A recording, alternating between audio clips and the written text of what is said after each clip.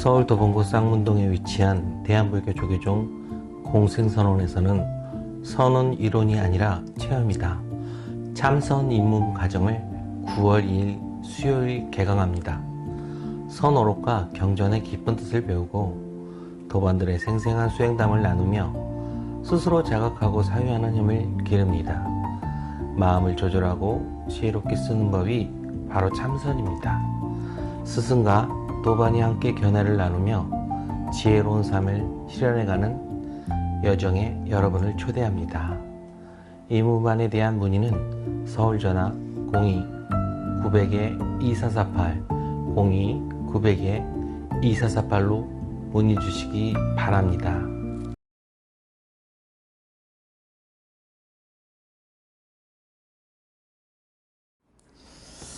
여러분의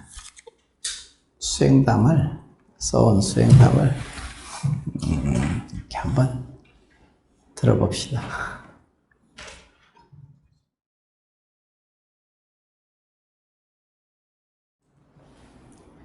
탄수 밥솥 흰쌀밥. 며칠 뒤 누군가 내게 건강은 어떻습니까? 라고 묻는다면 뭐라고 대답해야 할지 그 자리에 물었다. 그 무렵 꿈을 꾸었다. 점심때가 되어 보살님 두 분이 방에 들어왔고 그 뒤로 다른 보살님 두 분이 커다란 사각 밥솥을 들고 들어왔다. 사람 수에 비해 밥이 많아 보여 밥솥을 들여다보니 한 귀퉁이가 불에 그을려 시커멓게 타 있었다. 밥은 괜찮을까 싶어 안을 살펴보니 쌀밥은 전혀 타지 않았다.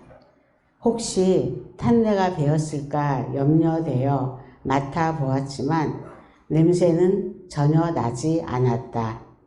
아, 그렇구나. 밥솥이 시커멓게 타도 밥은 전혀 물들지 않는구나. 그 순간 잠에서 깼다. 건강을 물었는데 쌀밥이라니.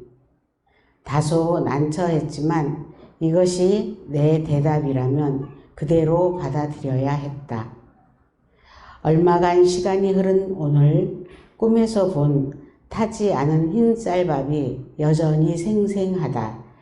그런데도 여전히 바깥에서 일어나는 일들에 마음이 흔들리는 나를 본다. 이 마음을 잘 소화해 내기를 바라며 그 자리를 다시금 되새겨 본다. 여기서 이제 자기 안에서 건강은 어떻습니까? 하고 묻는데 뭐라고 대답을 해야 할지 그 자리에게 다시 물었다. 건강은 어떻습니까? 보통 이제 건강한 것, 몸과 마음이 다 건강한 것을 얘기하는 거잖아요. 진짜 건강한 사람은 이제 부처님이시지. 중생들은 다 건강치 못한 형국이거든요. 먹고 소화를 잘 시키면 건강하잖아요. 먹는 것은 뭔가 먹는 것이라는 것은 눈, 귀, 코, 혀, 몸뜻으로 이렇게 먹거든요.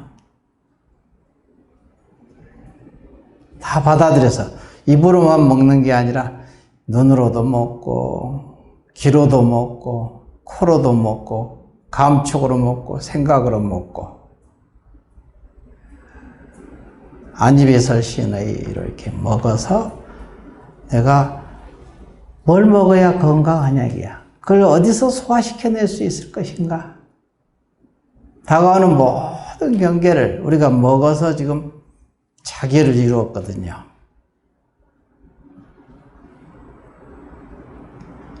근데 이게 이제 사실은 5가지 식사법이 달마 감신론을 보면 나오거든요. 5가지 식사법. 법피식, 선열식, 원식, 뭐 이렇게 5가지 식사를 다 잘하셔가지고 부처님께서는 부처를 이루셨거든. 여러분은 어떻게 식사를 하시는가? 어떻게 먹어서 지금 건강하십니까? 제 안에서 건강하십니까? 건강은 어떻습니까? 자기 안에서 물어왔단 말이야. 그럼 어떻게 대답을 해야 될까? 우리가 이제 공부할 때는 항상 자문자답 하거든요. 자문, 스스로 묻고 깊이 참고해보고. 그러면 좀 있다가 다시 자답, 스스로 대답이 이렇게 나오잖아요. 근데 이게 금세 나오는 사람도 있고, 어떤 사람은 오래 있다가 나오는 사람이에요. 3점 만에 대답을 듣는 수도 있더라고, 내가 보니까. 나를 비춰보니까. 묻기는 물었는데, 묻고는 잊어버렸지. 3년 만에 어록을 보면서, 그때 3년 전에 왜 이럴까 했는데 그게 해답이 어록에 탁 나오다. 그렇구나. 그러니까 어록도 스스로 자기 말이지. 자기 부처의 말이죠. 그러니까 부처님께서 공양을 마칠 때 어디서 와서 공양을 하시더라?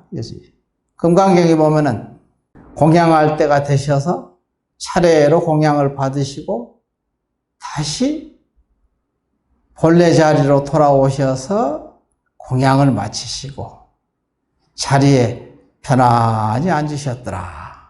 이게 사실 전부거든요.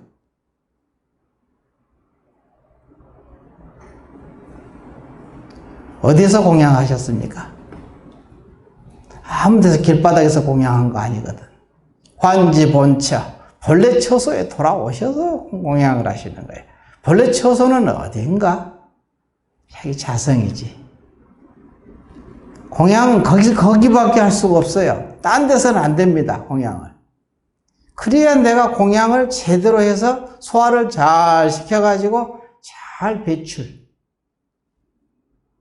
배출이라는 것은 잘 작용한다는 소리지. 베푼다는 소리고. 일체 중생에 다 회양을 잘 하는 거지. 그러면 저절로 건강을 하죠.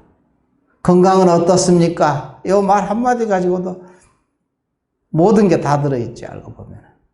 법문이. 부처님은 완전하게 건강하신 분이니까. 중생들은 항상 건강치 못해. 이게 고통의 그냥 일종이야, 전부 다. 요새 보면은 의학이라든가 이게 발달돼 가지고 장이 튼튼해야 치매도 안 걸리고 다 그런다잖아요. 소화를 잘 돼 가지고 들어온 음식을 잘 소화시켜낼 수 있으면은 정신이 아주 건강하다는 소리지. 이 장이 그냥 또 뇌래요, 일종의. 그래서 다 의학이라든가 과학에서 다 증명된 사실입니다. 건강이 어떻습니까? 이 말 한마디에 사실은 이미 다 들어있거든. 그러니까 자답, 스스로 꿈을 꿀 때, 모르니까 꿈으로도 가르쳐 줘야지. 꿈을 꿀 때 점심때가 되어 보살님 두 분이 방에 들어왔고, 그 뒤로 다른 보살님 두 분이 커다란 사각밥솥을 들고 들어왔다. 왜 사각밥솥일까? 밥솥은 둥글잖아요. 근데 사각밥솥을 들어왔다, 이게. 근데 밥솥이 시커멓게 탔더라, 이거지. 근데 그 속에 탄 밥은, 쌀밥은 하나도 안 탔더라, 이거야. 본래 본자청정이라는 거야. 본래. 밥솥은 뭡니까? 이 오온의 몸뚱이를 얘기하는 거고, 오온의 나를 얘기하는 거지. 근데 왜 사각이냐? 한번 생각해 보라는 거야. 여러분 참고를 해봐. 그러니까 밥솥이 시커멓게 탔어도 밥은 전혀 물들지 않았구나.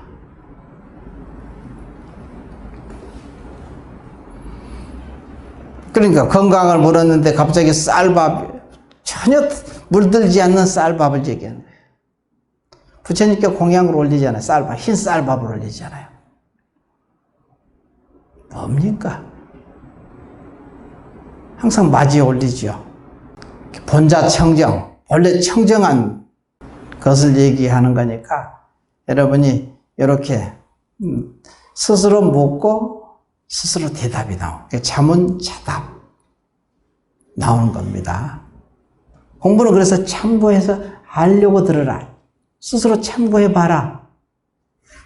그러면 저절로 자답, 거기서 지혜로운 경계를 뛰어넘는 법문이 나온다.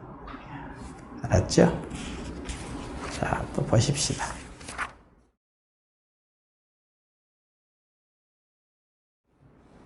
삶이 공양이 되려면 지극한 정성으로 공양을 올렸는가? 일일 수행 점검표를 확인할 때마다 가장 대답하기 어려운 질문이었다. 잘했다기에는 지극한이라는 말이 마음에 걸렸고 못했다기에는 그렇지도 않았다. 그래서 늘 보통이라고 표시했지만 사실 그 답 또한 마음에 들지는 않았다. 어쩔 수 없이 선택한 보통에는 늘 알 수 없는 찜찜함이 남았다. 나는 단 한 번도 지극한 정성으로 공양을 올린 적이 없는 건 아닐까 싶은 생각이 스쳤다. 단 한 번이라도 진정으로 지극한 정성으로 공양을 올린 적이 있었다면 잘했는지 못했는지 분명히 알았을 터이다. 그렇다면 어떻게 해야 지극한 정성이 될 수 있을까? 며칠 동안 고민했다. 천천히 먹어야 하나? 말없이 진중한 마음으로 먹어야 하나? 그렇다면 기뻐하면서 먹는 것은 지극한 정성이 아닌 건가? 아직 답을 알지 못하면서도 이렇게 글을 쓰고 있는 것 자체가 지극한 정성은 아닐까?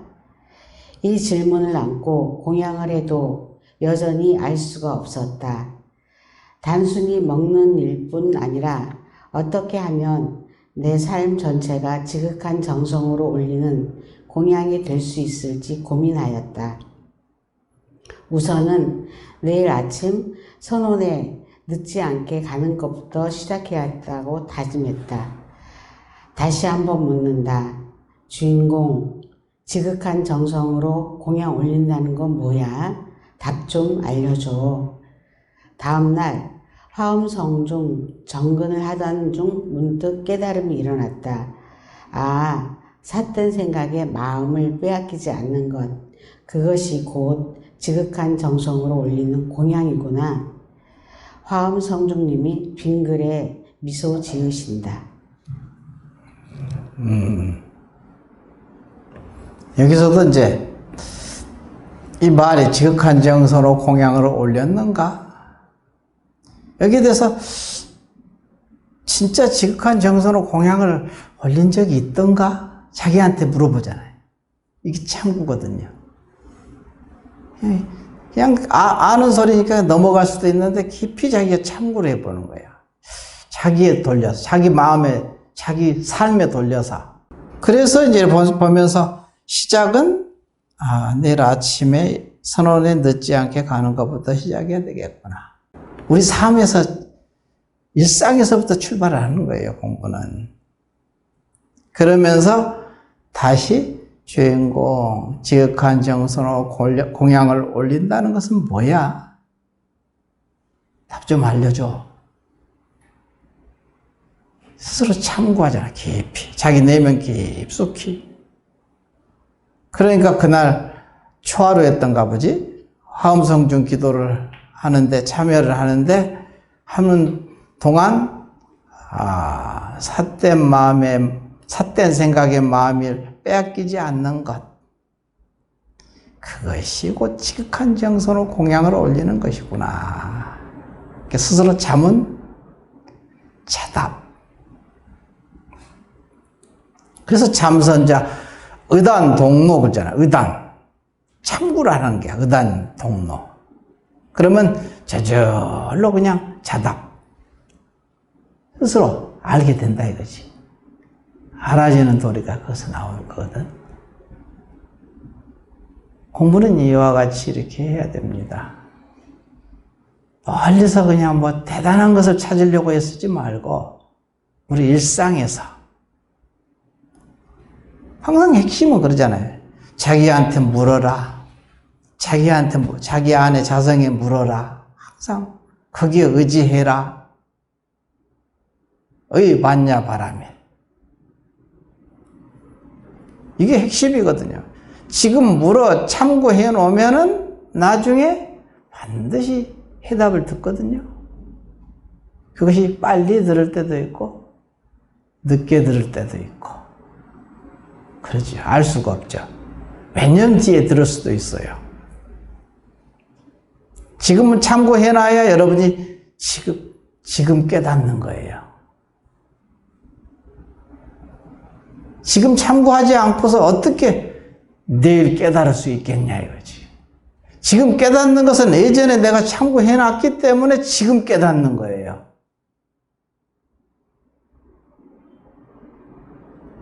욕심으로 아르마리로 알려고 발버둥쳐봤자 소용없어. 다 부질없는 짓이야. 진실한 마음으로 자기 내면에다가 물어보는 거지. 자문.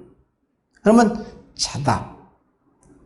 묻는 놈도 자기고 대답하는 놈도 사실 자기지. 그렇지만 둘이 아니거든요. 공부는 이렇게 진실한 마음이 있어야 공부가 됩니다. 그렇지 않고는 깨달으면 요원한 일이지. 그게 어려운 일은 아닌데 그렇게 마음을 내기가 쉬운 일은 아니지.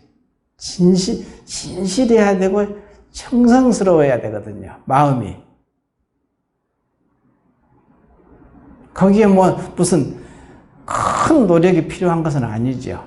항상 마음이 진실하고 순이라고.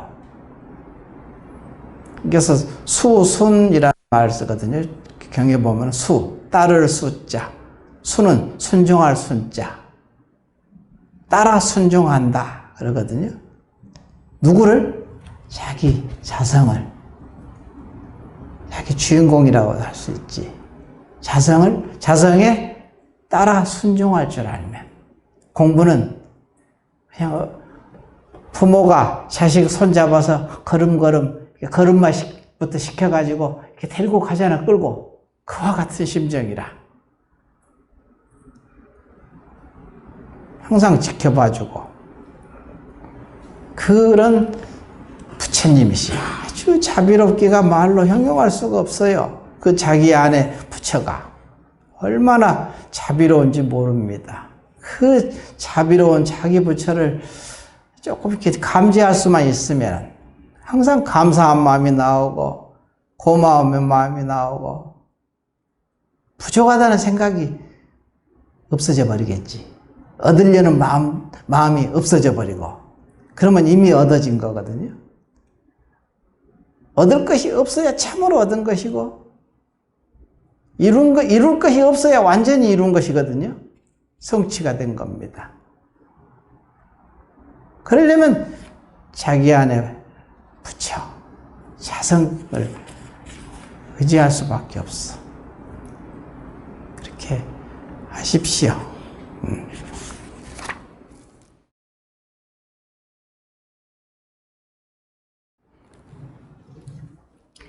상생, 스님께 삼배 올립니다. 참선 수행 중 적적을 체험한 줄 알았습니다. 그러나 그때 화두를 들어야 함을 잊고 말았습니다. 고요할 때 화두를 들어야 한다는 것을 알면서도 고요함에 머물러 있었던 것 같습니다. 도반들의 체험담을 들으며 다시 화두를 들어야겠다고 다짐했습니다. 가슴 속에서 솟아나는 샘물의 맛을 보고 싶었습니다. 그 맛은 무엇일까? 곧 화두였습니다. 임원들이 함께 돈가스를 드실 때 스님께서 돈가스를 제게 주시는 순간 아, 둘이 아닌 돌이구나 하고 느꼈습니다. 이전도 이후도 아닌 지금 이 자리에서 상생이 펼쳐졌습니다. 한 자리에서 돈가스 맛을 보는구나 싶었습니다. 선악 경계가 저로 인해 펼쳐지고 저로 인해 접히는 것을 보았습니다. 모든 것이 공부의 재료라는 말씀 명심하겠습니다. 늘 하심을 근본에 두고 생활 속에서 실천하며 거듭나는 불자로 익어가겠습니다. 참선이라는 것이 마음을 조용히 고요하게만 길들이는 것이 핵심이 아니고 고요히 길들여서 뭐 할 거냐 이거지. 참고. 아까 앞에서 참고했었잖아. 스스로 그 어록을 보고 여기서 화두라는 것은 어록의 공안이니까 성인들의 말씀이시잖아요. 일면불, 원면불도 그렇고 현삼삼, 후삼삼도 그렇고 성인들의 법문이 이게 뭘까? 참고해야지. 알려고 들어야 되거든요. 그러면 아까 했어요. 참은 자답 이와 같은 거야. 그래서 여기서도 성성적적 이렇게 고요하게 마음을 다스리는 이것만이 장땡인 줄 알았더니 화두를 들어야 함을 잊어버리고 잊어버렸다 이거지. 참구를 잊어버렸다는 거야. 참구해야 돼. 그래서 통축할 때 보면 나오잖아요. 축원, 부처님께 축원할 때 참선자 의단동로 그러잖아요. 연불자 삼매현전. 자문해야 자답이 되듯이 참고하라는 소리지. 참고. 앞에서 다 나왔던 얘기인데 둘 아닌 돌이구나. 이 연기법이잖아요. 스님이 이렇게 돈가스를 언제 주셨나 보지? 그래서 그때 그 순간 이 둘 아닌 돌이구나. 본인만이 느끼는 거죠. 그 자리에서 상생이 서로 같이 공생이라는 말도 되고 상생도 되고 둘 아닌 돌이죠. 둘이 아니기 때문에 공생이고 둘이 아니기 때문에 상생이잖아요. 상생이 펼쳐지고 그러니까 둘이 아니까 한 자리고 그러니까 선악경계가 둘 아닌 그 자기 한 생각에서 펼쳐지고 저로 인해서 접히고 그래서 저라는 것은 여기서 성품을 얘기하는 겁니다. 오온에 취착한 이게 나라는 게 아닙니다. 성품은 두 자리가 아니라 항상 한 자리거든. 절대성의 자리지 그게. 상대적인 세계가 아닙니다. 거기서 작용으로 너가 있고 내가 있고 작용할 때는 나오잖아요. 그렇지만 작용을 해도 이미 둘이 아닌 작용이죠 그게. 우리는 연기법을 연기로서 작용을 해야 연기를 깨닫거든. 둘 아니게 작용을 해야 둘 아닌 도리를 깨달을 수 있잖아요. 항상 둘로 보고 따로 보고 분별하고 미워하고 좋아하고 막 이러면 둘로 보면서 깨달으려고 하는 것은 그 참 앞뒤가 안 맞는 소리지 뭐. 둘 아니게 들어가야 둘 아닌 도리를 깨달을 거 아니에요? 둘 아닌 작용을 해야 둘 아닌 이치를 깨닫고 연기법, 불이법 부처님께서 깨달으신 것이 연기법이시니까 우리도 그것을 깨달아 들어가는 거죠. 그 길로. 그래서 여기서 상생이라는 부분도 참선이라는 것이 성성적적 마음이 고요하게 편안하게 쉬어졌는데 여기에 머물러 있어서는 안 된다. 선정에 머무르면 안 된다. 참고를 해야 된다. 참고할 것은 재료는 많잖아요. 성인의 법문이 다 참고거리지 뭐. 아까 지극한 정성으로 공양을 올렸는가? 생각해보니까 한 번도 공양을 올려본 적이 없는 것 같은 느낌이 들잖아. 이게 뭘까? 그러면 지극한 정성으로 공양을 올린다는 것은 과연 뭘까? 하고 누구한테? 주인공. 지극한 정성으로 공양을 올린다는 것은 무엇이야? 묻잖아. 그러니까 하도 모르니까 꿈에서라도 가르쳐 주잖아. 그 도리를. 이것이야? 이렇게 가르쳐 주잖아요. 그 자리는 어떻게든지 하여간 가르쳐 주려고 애를 쓰시는 자리거든. 그렇게 해보십시오. 그냥 막연하게 넉놓고 있지 말고. 그냥 이렇게 하려고 들고. 법문은 끝없이 법문이 나오잖아요. 성인의 법문이. 근데 그 성인은 자기 가슴 속에 있으니까 가슴 속에 있는 성인에게 되묻는 거야. 성인의 법문을 여기다 물어. 자기 안에다가. 주인공, 뭐야 이거? 진정한 끝뜻이 무엇인가? 하고 묻는 거지.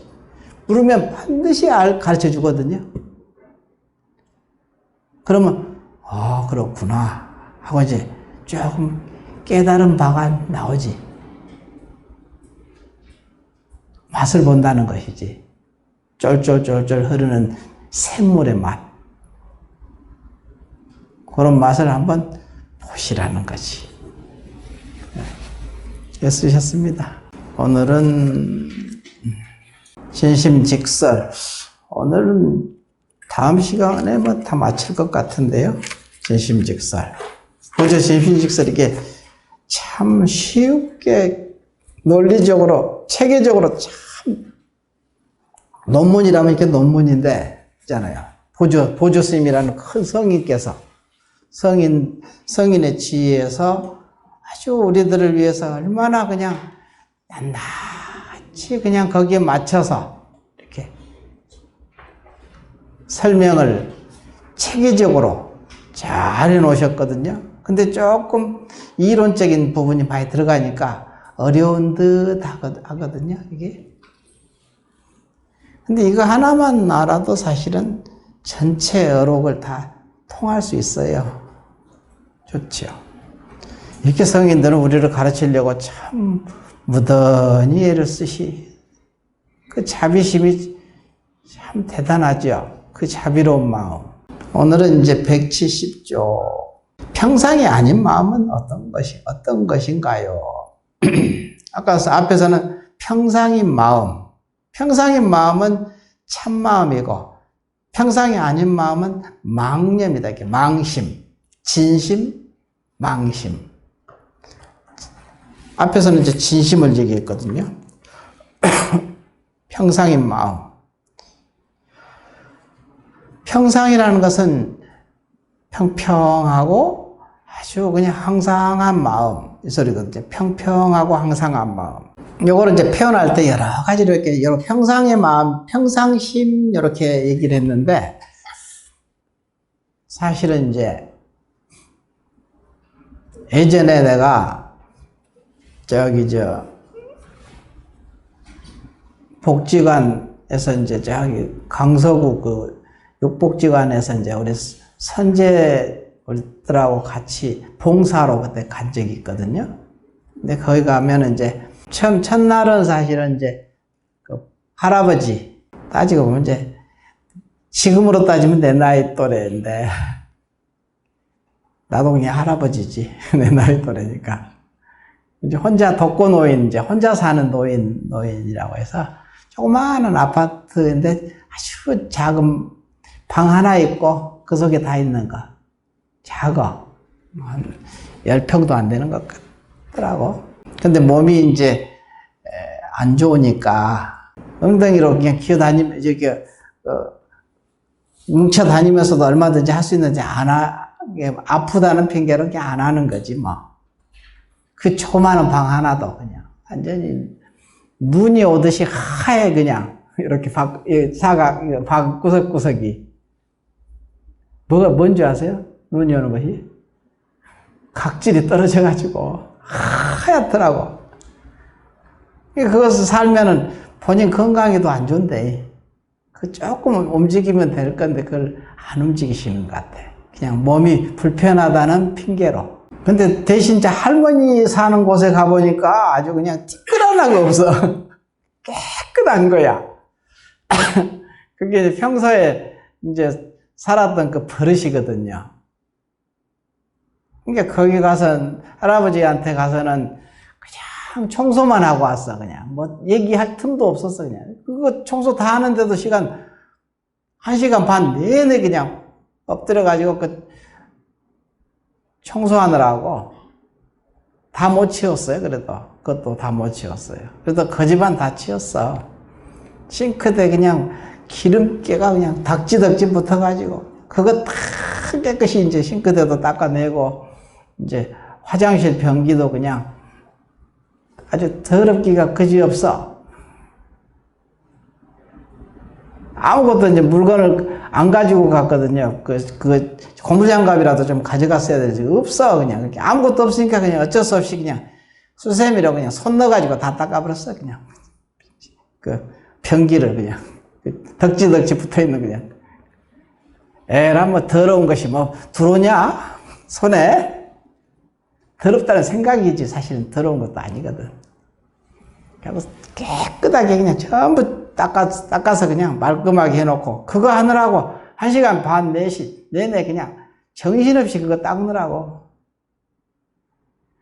한마디 말 붙여보지도 못했어요. 할아버지하고. 가서 얘기를 좀 이렇게 하고 해서 하면 좋은데, 근데 할머니들 사는데 그 다음 달에는 가니까 할머니 사는 데를 이렇게 연결해 주더라고. 할머니는 가서 청소할 게 하나도 없어. 너무나 깨끗해가지고.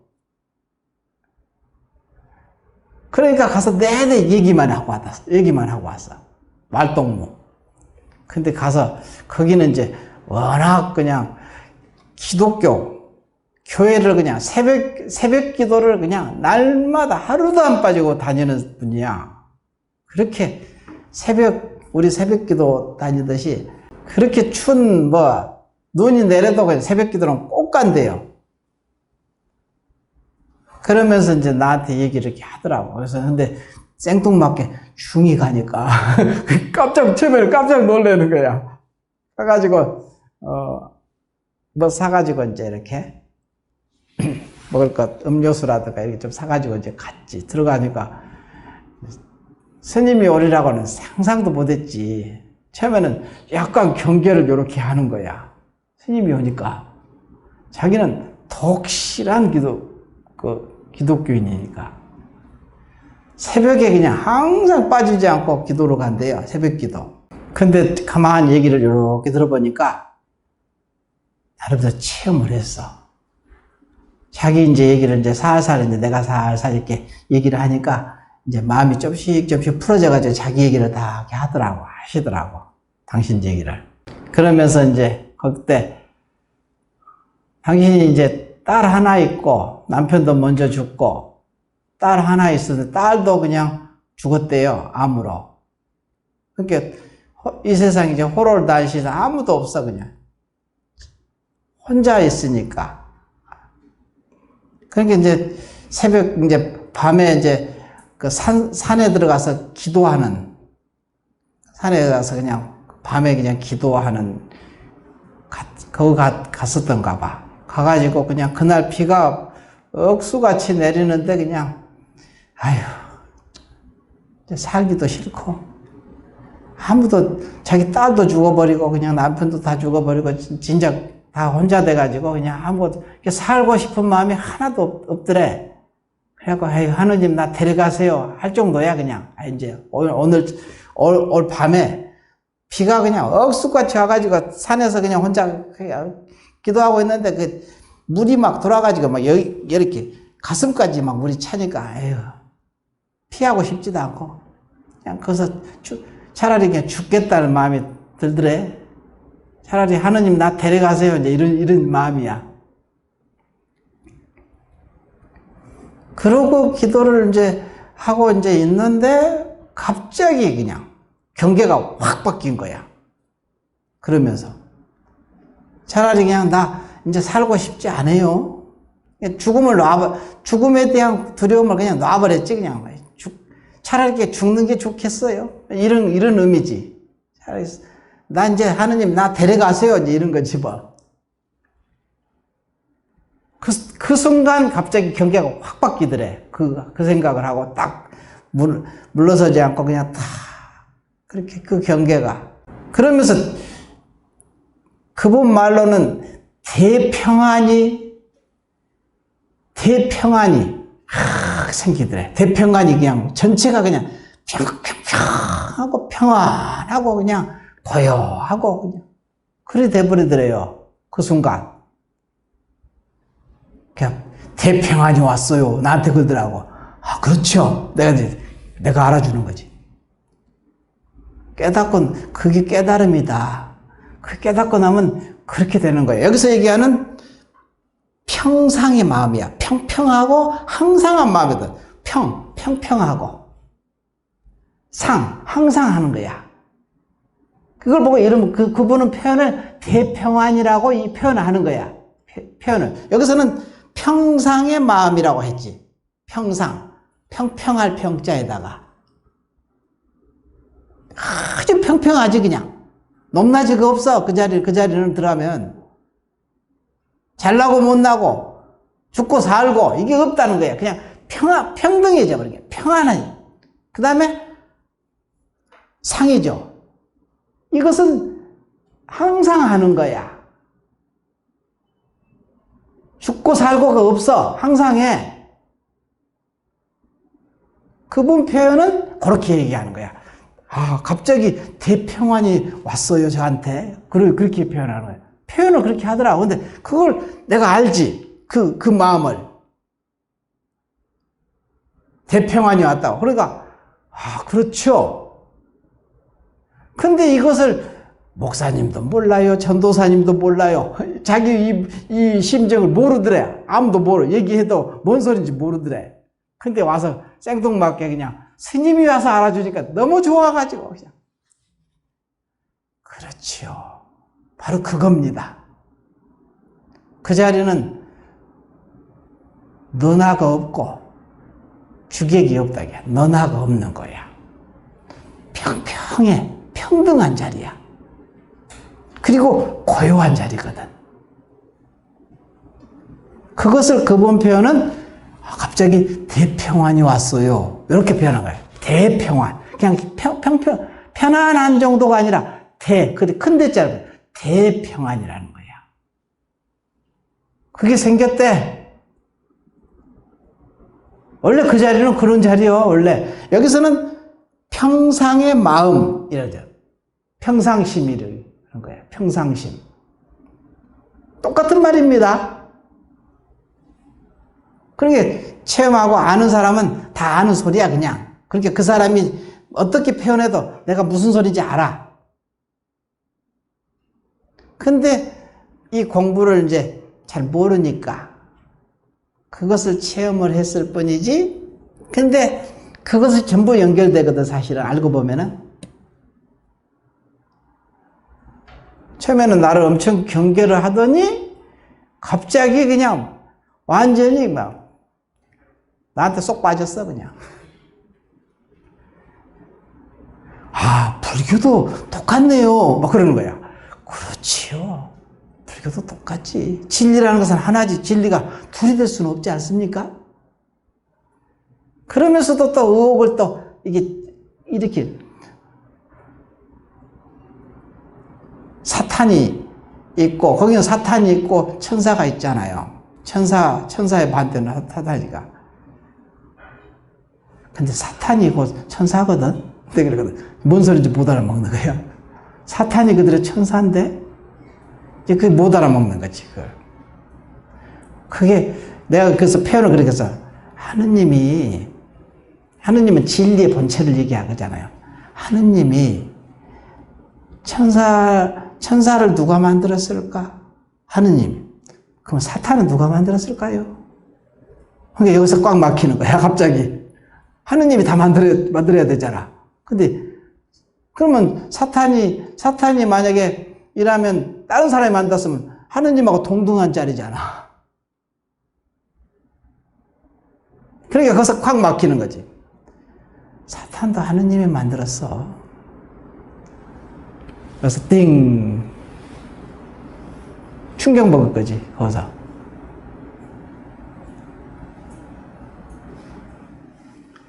그때 체험할 때 평평할 때 이게 주객이 있더냐 안 해물었거든. 너와 내가 있더냐 없잖아. 고요하고 평등한 자리잖아. 자기가 체험해보니까 내가 얘기 알잖아. 체험해보니까 어떻더냐 이거야. 그 자리는 둘이 아닌 자리라고 하면 더 모르니까 그렇게 얘기할 수는 없고 그냥 그렇게 얘기를 해준 거야. 모든 것은 하느님이 다 만든 거야. 그 자리에서 나온 거라 이거야. 딴 데서 나온 적이 없다. 근데 그거 가지고 굉장히 헷갈려요. 처음에는 그걸 나한테 묻고 싶더라고. 공부를 했는데 사탄하고 이제 이게 헷갈리는 거야. 그래서 나한테 물어가지고 내가 얘기를 해줬지. 그걸 우리식으로 얘기하는 게 아니고 그쪽 식으로 얘기를 해준 거지. 기독교식으로. 하느님을 얘기해주고. 하느님이 그렇게 어느 부분에 하느님은 전체의 대변이라고 해요. 그러니까 대평안 그것이 하느님이야. 이러거든. 대평안 그게 하느님이다. 그런 부분에서 여기서 이제 표현을 우리는 이렇게 표현하잖아요. 평상, 평평하고 평등하고 항상한 것. 있었다 없었다 하는 게 아니야. 항상 있는 거야. 마치 이 허공이 항상 있듯이. 허공이 생긴 적이 있냐 없어진 적이 있냐 이 허공은 생긴 적도 없잖아. 없어진 적도 없고. 그것이 항상하다는 소리야. 어떤 모습으로 놔두면은 이것은 생기면은 없어지게 돼 있거든. 그러잖아. 생기면 항상 반드시 없어지는 거예요. 태어나면 죽는 것이고. 근데 진리라는 것은 영원한 것이거든요. 항상한 거야. 그 자리를 거기서는 하느님이라고 그런다. 하느님이 그 얘기를 해줘요. 하느님을 대해서 그쪽 용어로 써서 얘기를 해주니까 이해가 잘 되지. 그래갖고 나중에 불교도 똑같네요. 그렇죠. 그래서 이제 불교도 똑같네요. 본인은 기독교만 해왔으니까 평생을 기도하고 체험을 했기 때문에 말이 서로 먹혀 들어가는 거. 체험하지 않았으면 뭔 소리인지 몰라. 고집을 피지 그냥. 이게 다 통하게 돼 있어요. 안 통할 수가 없지. 전부 다. 그래서 여기서도 평상 아닌 마음. 이것은 망심이거든요. 망심이라고 해서 너다 나다 옳다 그러다 좋다 나쁘다 이게 잘났다 못났다 성인이다 범부다 그냥. 이것을 평상 아닌 마음이거든요. 평상이 아닌 마음. 그래서 평상이 아닌 마음은 어떤 것인가요? 망심이죠. 평상의 마음은 진심, 참마음이고. 나는 답하였다. 그래서 경계에는 성인과 범부가 있고, 경계에는 더러움과 깨끗함이 있고, 경계에는 단과 상이 있고, 경계에는 이론과 현실이 있고, 태어남과 사라짐이 있고, 생멸이 있고, 움직임과 고요함이 있고, 오고 감이 있고, 예쁨과 미움이 있고, 선과 악이 있고, 원인과 결과 등이 있나니 자세히 논한다면 천만 가지 차별이 있거니와 모두가 평상치 못한 경계이다. 평상에 하는 불평상의 경계다 이거야. 이게 바로 평상이 아닌 마음이다. 마음은 이 평상이 아닌 경계를 따라 생기고 또 그것을 따라 사라진다. 평상이 아닌 경계의 마음이란 앞의 평상의 참마음에 대립시키기 때문에 평상이 아닌 망심이라고. 그래서 이걸 보고 망심이라고 한다. 망심. 하고 진심, 참마음은 본래 갖추어져 평상이 아닌 경계를 따라 갖가지 차별을 일으키지 않기 때문에 평상의 참마음이라고 한다. 진심이라고 하는 것이다. 이렇게. 말은 뭐 여러 가지 용어를 쓰지만 뻔한 얘기지. 계속 반복해. 자세히 들여다보면 뭐 하나도 어려운 말은 하나도 없어. 근데 이게 어렵대. 말이 무슨 어려운 말이야 이게? 그는 또 물었다. 진심은 평상하여. 진심이라는 것은 참마음은 평상이잖아요. 평상하잖아요. 평평하고 평등하고 그 다음에 항상 하는 거야. 참마음의 번째짜리지. 그래서 진심은 평상하여 모든 인과가 없거늘. 인과가 없는 거야. 인도 과도 없어. 없거늘 어찌하여 부처는 인과와 선악의 응보를 말했는가? 부처님이 평상 그 인과를 얘기하는 것은 중생들을 위해서 얘기하는 것이지. 부처라는 것은 마치 거울과 같아. 맑은 거울이야. 거울이 분별이 없잖아요. 근데 그 중생들의 마음들이 거울에 비추면 어때요? 인과가 있고 선악이 있고 다 거기서 드러나는 거거든. 이건 부처님의 마음이 아니지. 부처님의 마음으로 비춰진 거야. 드러낸 거.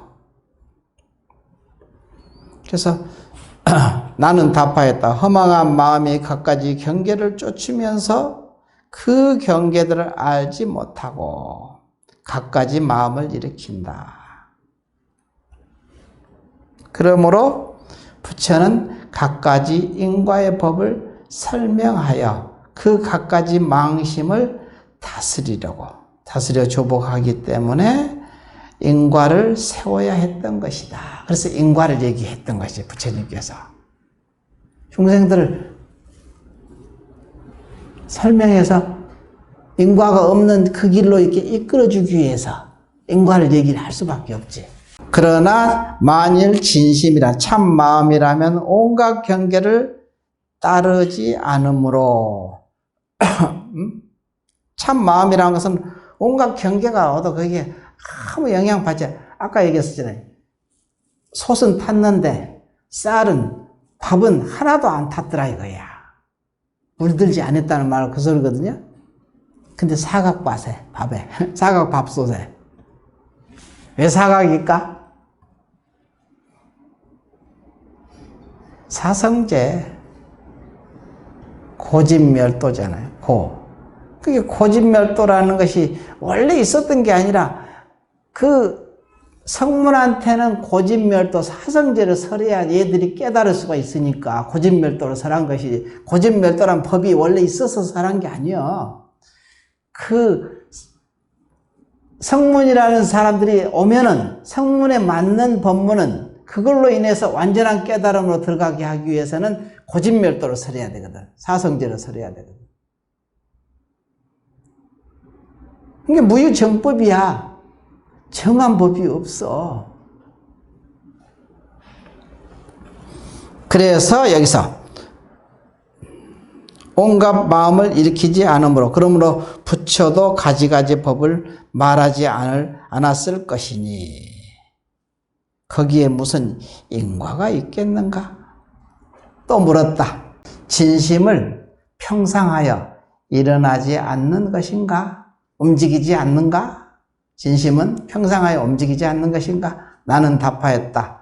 참마음은 작용할 때가 있지만은 경계를 따라 생기는 것이 아니다 이거야. 경계를 따라 생기는 게 아니다 이거야. 중생들은 경계를 따라서 마음이 일어나거든.